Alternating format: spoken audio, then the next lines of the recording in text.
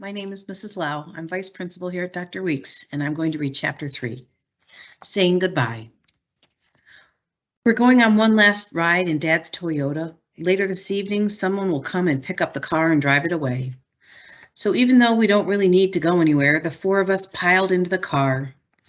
Dad is driving, and Mom is in the passenger seat acting as DJ, skipping all the songs that Ray and I actually like. Ray is behind Dad and I'm behind Mom. Where are we going? Ray asks. Just a Sunday drive, Dad says. We ride along the Columbia River and I start the car games we like to play as a family on road trips. I point to a cluster of clouds. That looks like a person running. See the two legs? And that looks like a smiling face, Ray says. We go on finding cloud pictures and then we count trees, and there are so many we both get tired of it. So we decide to play my favorite game. Whenever we see a license plate that is not an Oregon plate, we tag each other. And if we get tagged the most, I'll have to do a chore that Ray picks for me. So I've tried really hard to do the most tagging. California, I yell. And right after that, Washington. Not so loud, Mom says. Then Ray tags me hard. Arizona. There's one from Arizona. Okay, tag not hit, I remind him. We both call out another Washington plate at the same time. I saw it first, Ray says. Did not. Yes, I did. It was a tie. No, I saw it first and I tagged you first. Dad looks at us through the rearview mirror. If you're going to bicker, you will have to stop playing. I whisper, you did not, and I tag him again hard. Ryan Hart, Dad yells. He was still looking at us and I didn't notice. I didn't even deny hitting Ray, who was still being all dramatic like I punched him or something. Dad pulls off into a parking space and we all get out of the car. Ray runs around the car and yanks my hair. That's for hitting me. I push him. That's for saying you saw Washington first. Ray and Ryan, enough, Mom says.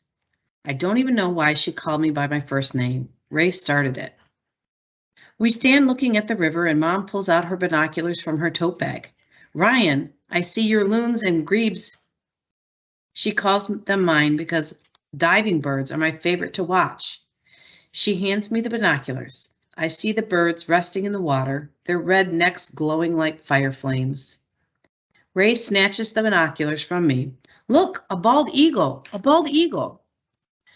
Everyone is so fascinated with seeing the bald eagle that no one realized Ray took the binoculars from me. Just pulled them right out of my hands. And I'm about to say something when Ray passes the binoculars back to me and says, sorry, but isn't that cool? Look. I look through the magnifying lens and see that Ray is right. It is cool. And even though we've seen bald eagles before, it's always a magical thing to see them in the sky, dancing in the wind.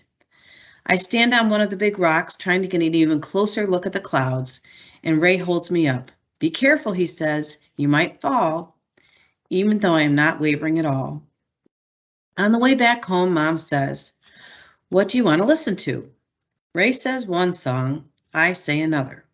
Rock, paper, scissors, I get paper. Rock, paper, scissors, I get rock. Rock, paper, scissors, I get rock. Even though I win, I choose the song that Ray wanted to listen to. I just wanted to be the one who decided. We ride home listening to one of our favorite songs, singing along, even doing all the extra ad-libs. When we get home, Dad parks the car on the street, not the driveway like he usually does. Everyone gets out except me. For some reason, I just want to sit here. Mom stands outside at the front steps watching me, waiting for me. Maybe she is thinking what she is looking at this car for one last time too.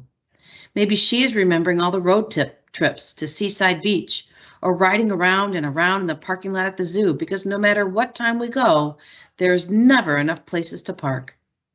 Maybe she remembers the time that she let us eat our McDonald's in the car and we're never allowed to eat in the car because everyone knows the cold French fries are the worst. Maybe she's thinking about how we'd store books in the pocket of the back seat of the passenger side and how she'd always say, pull out a book whenever I said I was bored, or if we were stuck in traffic and had to wait a long time.